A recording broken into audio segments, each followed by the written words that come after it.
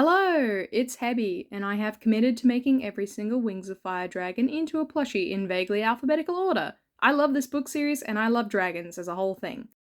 So far we've done Albatross, Anemone, Auklet, Arctic, Blister, Blazeburn, Calamity, Nearly Forgot, Blue and Battle Winner, Chameleon, Coral, Clearsight, Clay, Carnelian, Cricket, Cliff, Ruby, Dune, Dusky, Execution, Repository, Darkstalker, the 28 unnamed sons of Queen Coral, as well as the 3 named ones who aren't Turtle.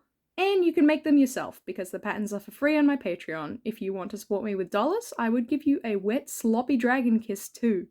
Speaking of support, the Whirlpool Hate Club, the most generous tier on my Patreon, has voted once again to subject this horrible floating garbage patch to the most cruel tortures imaginable.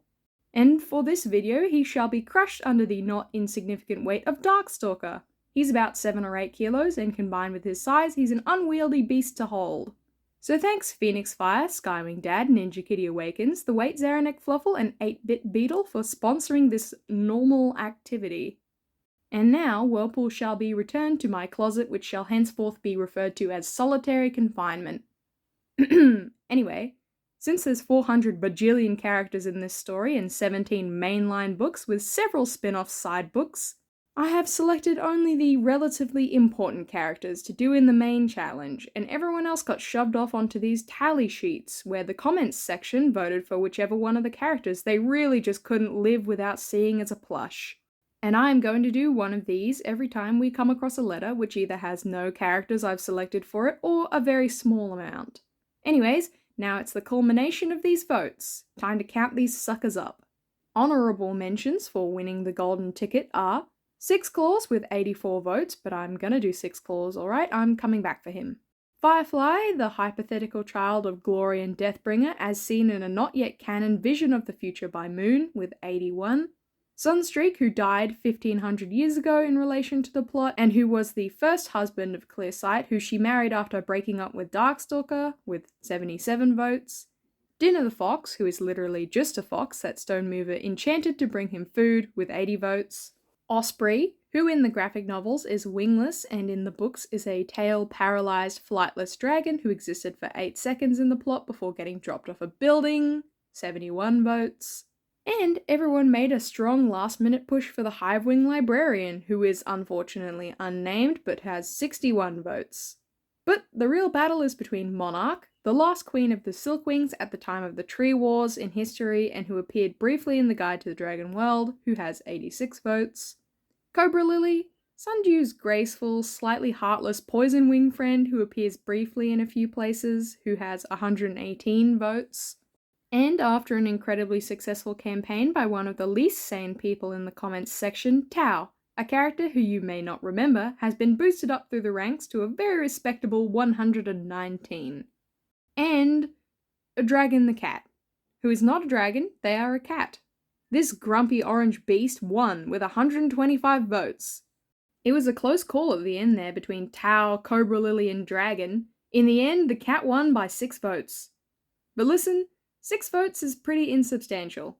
These characters are very, very close to a tie, to be honest. Tao and Cobra Lily are only 1 vote apart. So let's just say that these two are coming soon because 1, woo, Tao for president, and 2, I need to work out some Leafwing pattern parts to upload as soon as possible. So don't worry about these ones. I'm taking them off the list to be completed in a special extra character bonus backup list for tied characters. And I shall do them not for the next wild round, since I do just need a Leafwing to model my new pattern pieces and a Tao plushie to make that one particular freak and several Silkwing voters happy. I will do them at my next and earliest convenience, which is code for whenever I feel like it. Fare thee well, dragons, as I remove you from the wild round list and add you to the massive pile of characters I'm doing otherwise. We shall all hope that it doesn't take me so long that T naturally comes along in the alphabet. It won't, don't worry. But now let's get started on this cat. Dragon is a cat who appears in the book Dragon Slayer, which doesn't strictly have an established reading order in the mainline series, but isn't technically a spin-off. She is a fluffy orange cat with grumpy yellow eyes and a smushed face. Oh, and she's very large. Although exactly how large, I have a theory. Allow me to explain. Dragon is described as too large for undauntable, and you might picture a large breed of cat like a Maine Coon or something. But Undauntable is struggling to hold her up, and I want to propose that there are essentially two sizes of animal in this universe. Let's take this artwork of Smolder and Rose for a rough size comparison. In Moonwatch's book, when Bandit the human is given a blueberry, it is described as approximately the size of a scavenger's hand, so that puts it as a relatively similar size to a dragon as a blueberry is in reality to a person. Which makes sense given the way that the stories are written. These dragons are sincerely the most ridiculously massive creatures ever, and they would not even see a blueberry-sized blueberry. They would have to eat the entire bush whole just to get a mouthful if the fruit wasn't extra large. But in Dragonslayer, Ivy has a potato in her pocket, and Heath visits the orchard and has an apple which is pretty close to regular apple size. And so that leads me to believe that either humans domesticated the naturally humongous fruit crops and bred them to be smaller for their own consumption, or perhaps the other way around, with dragons doing the farming and making them larger. Great, I promise this is related to the cat. The size is kind of important since we're trying our best to make all of these characters sort of to scale, hence the pure madness of the experience I had making Darkstalker. And now I'm making her a big size. The idea being that she is a dragon-sized cat rather than a person-sized cat, not just like a special breed. And wouldn't that make her a more cool gift that was given to Undauntable from his evil jerk father?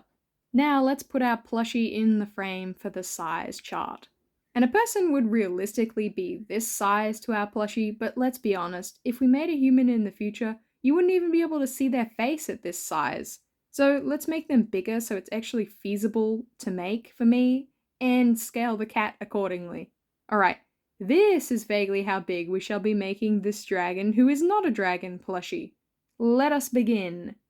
I'm using the pattern for the beanie plushie heads, which I scaled down using a very sophisticated method because I think they look like wet, soggy kittens even in full size.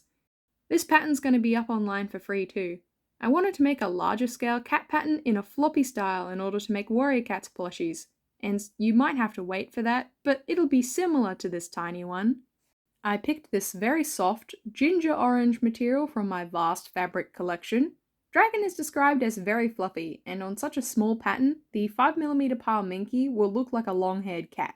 I mean, not like one of those mobile mop heads at cat shows, but still fluffy enough. Since it's basically the same pattern as the little dragon beanies I made, they follow largely the same techniques. We're starting at the chin when sewing the head, and moving towards the edge of the jaws on both sides. And then we're getting the forehead piece and sewing it down to the nose and folding it back around the curve of the head's side pieces. And then once that's done, it's time to stuff this little orb and pin down some features. I freehanded the nose, but the eyes are a grumpy kitty shape and don't have any pupils. That's because it would be hard to sew them down without mangling the shape of the head with the stitches. So that's why we're going to come back with fabric paint and fill in the pupils. But first, the ears. They actually have a direction to them with a little curve in the pattern for folding the ear a touch, like on real cats. These ears are a little bit too long. Time to do some surgery. The long ones are cute though. Oh, and when you fold the ears to your desired shape, make sure they're not too far back on the head or they look thoroughly bald. Once you sew these bad boys down, it's time to finish off the eyes like we said. I use a cold curing fabric paint, which means you don't need to iron it to finish, which is good because this is a tiny plush and would not iron. You could also draw them on with alcohol markers. Most markers are water-based because alcohol inks are kind of toxic when wet, and water-based markers will fade or rub off. So pick your poison, I guess? Anyways, time to do the body. It's pretty simple. Since this plushie is like 8 centimeters long or 3 inches, it only has 2 parts, top and bottom. Just sew around, leaving a slight gap at the neck. Cut it out of the seam allowance and turn it right side out. That will require a snip in the neck area in order to have enough of a hole to turn the plushie to the right side. But then you get to stuff it. I put the stuffing right into the paws. And I even got some beans, because even though she's tiny, she deserves to be heavy and chunky. And then I made up the tail whilst the eyes were still drying. When you're ready to attach the features, sew up the, open neck wounds so she doesn't leak any stuffing/internal organs. And then we can finish by sewing all the parts on, including the head and tail. Now, Ren refuses to call her dragon since she acts nothing like one, but in my experience, cats act exactly like dragons basically all the time. Quit ripping up that rug! Leave it alone for 2 seconds. You smack me, meow. Say meow. Meow. Meow. Simba. Whoa! She says no. She nearly fell. Again! Leave it! Leave it! Leave it alone! And once those tiny little body parts are secured down, she is done. I'm happy the cat won. This is very much chill. Thank you, voters, for not saddling me with all 20 of the dragons named Caribou in the Guide to the Dragon World, every chameleon form, or a battalion of unnamed Skywing Guards. I mean, there's a lot of underloved losers on this list. How about the dude who sizzled himself to a crisp round 1 with peril? If the cat is allowed to be on the list, all the characters are fair game. The humans, which I can probably try my best to do in a doll form rather than a plush. That cheeky hippo from Peril's book, which smugly thinks about not being eaten. And 3 venomous snakes, which the narration of the books insists are poisonous, but aren't actually poisonous. Basically, every time Wings of Fire says poisonous, they nearly always mean venomous. And they've started changing that, but they are distinct functions from one another and not interchangeable. And the Dragonbite Vipers plus Sandwings as a tribe are venomous, not poisonous. Unless they are also poisonous on top of being venomous, but I have no evidence for that. You can sew the legs of this plushie in order to be in other poses, such as sitting. Or you can just temporarily do it with some pins through the body, but that is a little violent, I suppose. The same is true of the dragons, of course, since we've made a few sitting now. Anyways, now Dragon can go and join the other non-dragon companions. Gosh, that name is confusing. Anyways, good for her. Everyone go have fun making cats for your dragons, if that's what you want to do. And thank you to my Patreon members. Kimber, Cool Cloud, ADH Dream 1409, Kitten Mikey, Samuel Sanchez, Mono Deer, and Nicola Masson, Grey, Solvi, Phoenix Fire, I Like the Dumb Bunny Shrimp, Fennec is here, Trooper Cat, Poppy Willow, Indigo, Woilies, Fantasy, Skywing Dad, Jed Gore, Aussie Shark, The Starving Child, Ninja Kitty Awakens, Lime Sharks, Caroline T, Copa, Coco, Vanessa and Anara Burrows, Verla, Valiance, Rhythm the Raptor, Aliana, T Copper Silver, Miffy Johnson, Victoria Toucan, Be the Cat, Racing Wolf, Grey Malkin, Gatto Catamoose, The Wait Zaranek Fluffle, 8-Bit Beetle, She LOL, Anonymous Running Dragon, Nicole Sutherland, and Danger Noodles are cool. For your kiss today, it shall be brought to you by a different kind of dragon.